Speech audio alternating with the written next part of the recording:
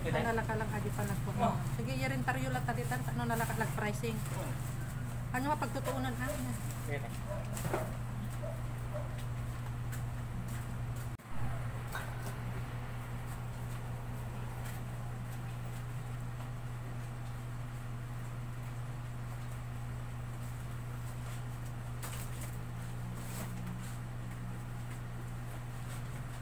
Hello mga kapwa ko kasari, good afternoon po sa ating lahat. Welcome back again to my YouTube channel.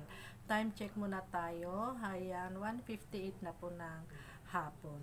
And for today's vlog, ayan, katatapos ko lang magtrabaho sa loob ng bahay. Pagkatapos magtrabaho, ayan, naligo na ako, kaya fresh na fresh akong tingnan ngayon. At tamang-tama naman, pagkatapos kong maligo, ay dumating na itong aking mga pinag-order kahapon sa grocery. Ayan mga kasari. So, nandito yung aking resibo. Ayan, 3 resibo ito pero iisang grocery. Ayan, na-separate lang yung resibo ng alak, resibo ng mga sabon, tapos ito na yung mahaba. So, ngayon, aking isi-share sa inyo. Ayan, atin lang babalik ta rin itong camera at ipapasilip ko sa inyo kung magkano, kung ilang bags itong dumating at kung magkano naman ang inabot ng ating binayaran mga kapag-kasari. So, kailangan na nating mag-stock ng mga paninda kasi ang hirap makipagsiksikan mga kapag-kasari. Talagang aside sa pagod ka na, baka mamaya mabudol ka pa sa palengke. Alam nyo naman, mga ganitong okasyon ay marami talaga yung mga nang bubudol. Ayun, so mas mainam na lang na mag-order na lang tayo kung may mga ahente na lang tayo mga kapag-kasari. Ngayon, babaliktarin ko na itong aking camera.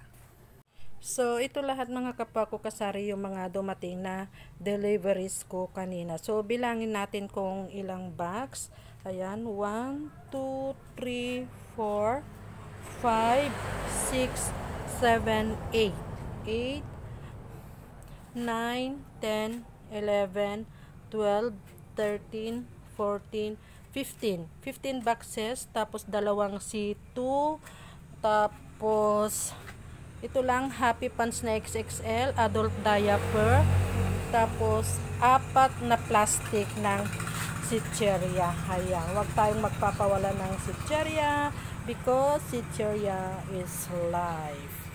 So, bali lahat ito yung aking binayaran sa mga dumating na deliveries ko ngayong araw. Bali ito yung date. Ayan. At itong first na resibo, ito yung mga alak. Ayan, ay 12,180. Tapos, itong pangalawang resibo, ayan, is 1,035.50. Ito yung mga sabon. At itong mahaba na resibo, ayan, is 21,330.35. So, ang total na aking binayaran lahat is, ayan mga kapag-kasari, 34,545.95. So, ayan yung date. Iisang grocery ito mga kapag-kasari. Mga kapag-kasari, ako ay magpa-price update dito sa mga dumating na paninda kong alak. So, unahin natin yung 4x4. Ang puhunan ng isang box ng 4x4 ngayon is 1,452. Bali, ang puhunan ng isang bottle is 121. Ang aking bintahan is 145. So, gumawa na ako mga kapag-kasari. So, bali, isinulat ko na lang sa gilid para madali ko na lang itong ma-share sa inyo kung magkano yung puhunan at kung magkano naman ang aking bintahan. So, next, dito naman tayo sa gin bilog. Ang isang box ng gin bilog is 1,464. Ang puhunan niya is 61. Ang aking bintahan is 75. GSM Blue, ang puhunan niya isang box is 1,458. Ayan, ang aking bintahan ng GSM Blue is 155. At dito naman tayo sa Fundador, ang isang box ng Fondador yung litro. Bali yung isang box is 8 ang laman na tagwa 1 liter. Ang puhunan doon is 375. Ang aking bentahan is 450. At dito naman tayo sa double light na MP Light. Ayan, yung 750 ml. Ang puhunan ng isang box is 1,518. Ang puhunan ng isang bottle is 126.50. Ang aking bintahan dito is 126. Ang isang bottle nito is 155 pa rin. Mga kapakukasari, hindi naman siya tumaas. At dito naman tayo sa C2 Solo kasi nakaano siya dito sa mga alak. Itong C2 Solo na yung apple. Bali ang isang case nun is 306. Ang puhunan is 12.75. Ang aking bintahan is 17 pesos.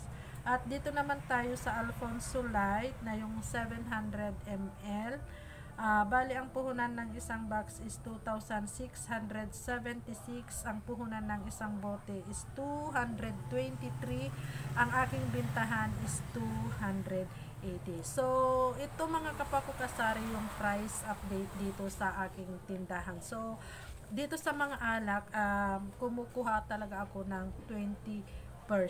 Ayan, kasi mahal ang puhunan ng alak, alam natin yun. So ito lang mga kapakukasari ang aking may share na naman sa inyo ngayong araw ng Thursday.